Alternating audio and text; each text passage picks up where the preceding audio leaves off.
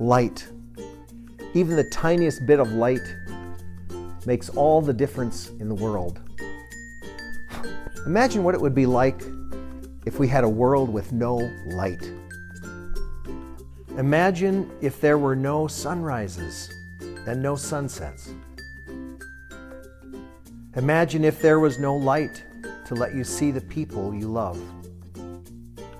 Imagine if there was no light to keep you warm, and no light to help you appreciate some of the most beautiful places on earth, and no light to help you appreciate the most beautiful things on earth.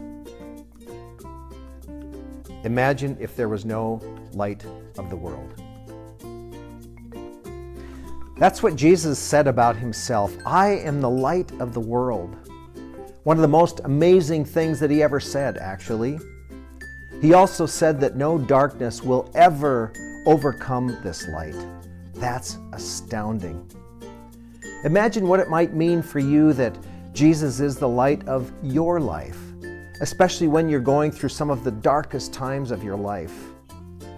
Tonight we're going to explore that I am saying of Jesus, where he said, I am the light of the world. What does it mean for you that he is the light of your world? We asked a couple of brave souls to answer that very question, and here's what they said. Wednesday night, Pastor Steve was talking about the I am statements, and I got to thinking about what I am. And right now, what I am is retired. And retirement means getting up every morning with absolutely nothing to do, and by the end of the day, you've only done half of it. But the other thing I got to thinking about was the statement for Wednesday night, and that is, I am the light of the world. And it reminded me of something that happened to me several years ago. About 15 years ago, I found myself unexpectedly single after 32 years of marriage. That was in September, and to say I was devastated would be an understatement. I was hurt, and I was scared, and I mostly felt lost. I just didn't know what I was going to do. By Christmas Eve, the bells were going to play, and I came over here early, and I was the only one in the church, so I sat down right where I am now, and I just prayed to God, and I just said, God, if you would just give me a sign, I would know that things would be all right. You know how we are. We always think we have to have a sign from God, but I didn't care. I prayed for it anyway. About that time, Jim Watson walked in. Now, he wasn't my sign, but he did say, well, look at that. There's a candle lit on the Advent wreath. And I looked up, and there was one candle still lit on the Advent wreath. So I don't know if that was a sign from God or not. I took it as my sign.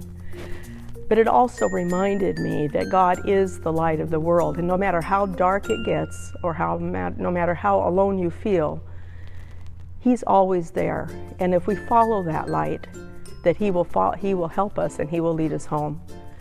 So after that, I still had my ups and downs, a lot of downs, but I still remembered that, and I held on to it and remembered that He is the light of the world. Oh my, look at the time. I got to get going. I got nothing to do, and I got to get to it. Jesus said, I am the light. Well, here's my two stories about the light. 6 years ago, I was baptized at our church in Las Vegas. And the reason I did it is because I don't remember the first time I was baptized, because I was very young. This second time, I wanted to be baptized because I wanted to increase my faith in Jesus. They had a reflecting pool. The water was warm.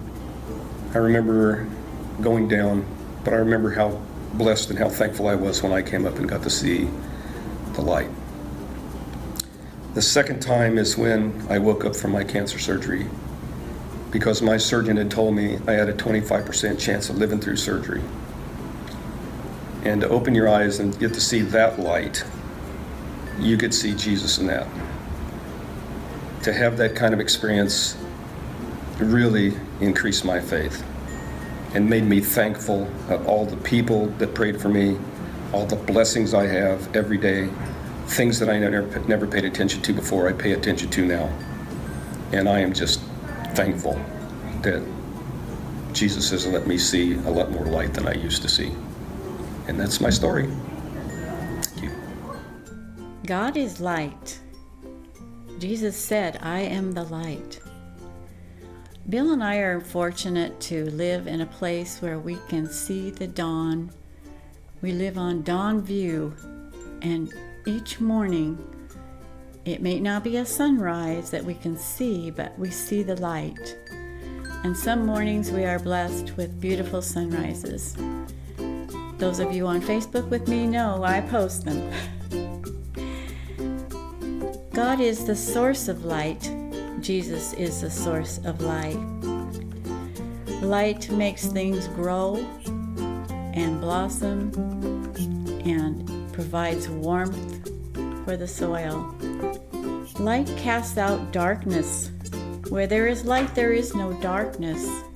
That's why we use light to represent Christ in the church as His presence. And we light the candles to represent His presence among us. We let the light shine within. The light shines on so that the light can shine on others. Some hide the light or they live in darkness. We can be the light to others as we share the light of Christ. Moths are attracted to light. You've seen them at night hovered around a light. Why is that? Because light attracts. So let us be a light. Let your light shine among others that they may be attracted to the true light, the light of Christ. Thanks again for being with us this Wednesday night for our Wednesday night Lenten worship when we're looking at the I am sayings of Jesus. We truly do hope that these are meaningful for you and that you'll be able to join us each and every Wednesday night. Next week, we'll be looking at the saying of Jesus where He said, I am the Good Shepherd. Until then, enjoy the light. See you next Wednesday.